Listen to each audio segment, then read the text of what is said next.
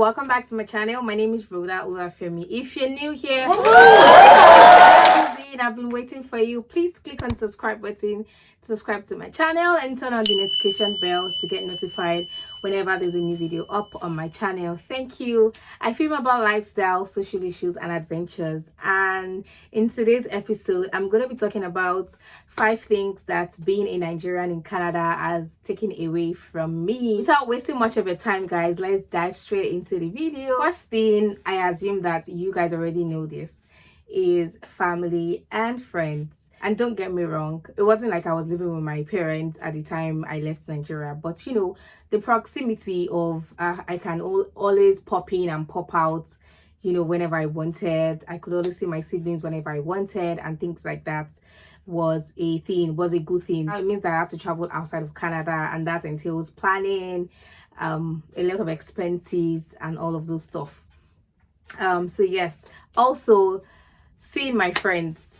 I know that we had like a huge wave of, you know, jackpot moment at that time where a lot of people were leaving, and yeah, even before I left I had already lost, you know, that proximity with my friends. A lot of people are left for UK, a lot of people are left for the US, a lot of people are also left for Canada, you know, and we were just like scattered everywhere.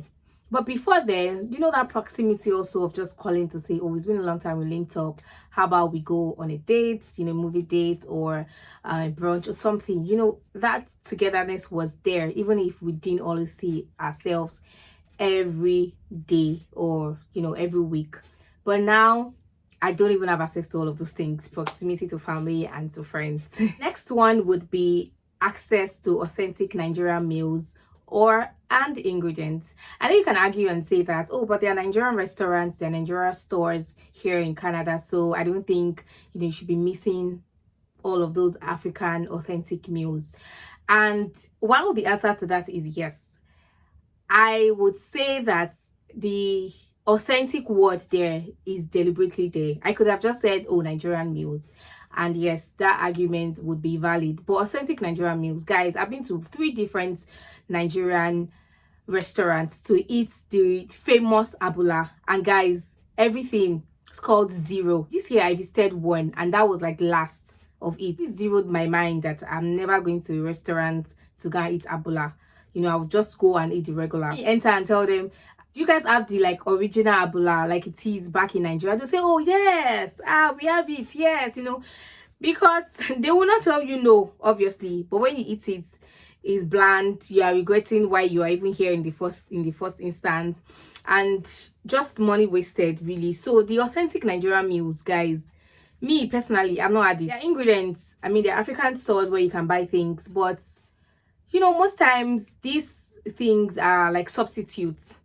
Most times they're substitutes, and because Canada is, you know, quite big, the stores are not everywhere, right? They can just be one particular store in a city that serves, you know, neighboring cities where, you know, the access is even limited and the resources is not even, it's not a lot, right? So before you even get there, it's already finished. Unlike when you're in Lagos or you're in Nigeria. Sorry, I keep saying Lagos because obviously I'm a Lagos babe. Unlike when you're in Nigeria, where you have access to all those things, and you know, you can enter any abula restaurant and eat what you want to eat, and not just abula, actually, like other Nigerian delicacies, even jollof rice. A lot of people don't know how to cook. A lot of restaurants don't know how to cook Nigerian authentic jollof rice. Let's be for real.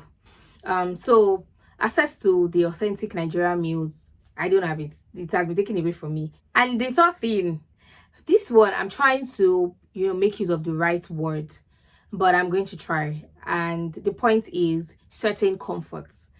And other certain comforts, I'm going to be like making 2 different points. And the first point is cheap and quick labor. Yeah, get the point I'm trying to come from. The first thing we need to understand is in Nigeria, we have access to cheap labor, whether we like it or not. There is cheap labor. Like you want to couple or do some carpentry work, you can just call a carpenter and pay the carpenter like 2k or 3k and you get your stuff done. Here it's not like that. They charge you on an hourly basis. If you have a loose clothing item and you want to fix it, you can't quickly fix it. It's either you quickly fix it yourself by using needle and thread, or maybe if you know how to sew and you have like a sewing machine. But the point I'm trying to make here is, that access to quick and cheap labor where you can just enter a tailor store to say, please help me, fix this thing, and you get it done and pay 2k or at most 5k. None of those things exist here. They do, but you pay a lot of money for that. A tailor will not charge you 5k.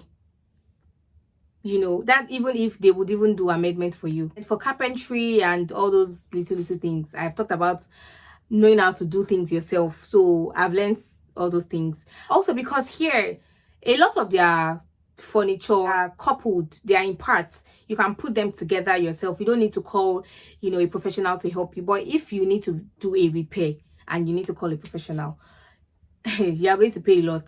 The next one I want to talk about is cleaning. In Nigeria, you can get cleaners to come to your house 3 times a week and pay them maybe 15k at the end of the month, or 20k. But here, no, they're not going to do that. They're not going to do that. You are going to be paying a lot of money to get your apartment cleaned. So you better just become the cleaner by yourself. So comfort in that regard, And then the second point under comfort is like care for hair. In Nigeria, I would go to my hairstylist and sit down, get my hair loose, washed, obviously pay for that, but not expensive as it is here. So here now, go here, you can't even loosen your braids. You'll be charged tooth and nail. I had to start taking out my braids, and taking out braids as a girl, it's so much work. It's not even one of the things like I enjoy doing.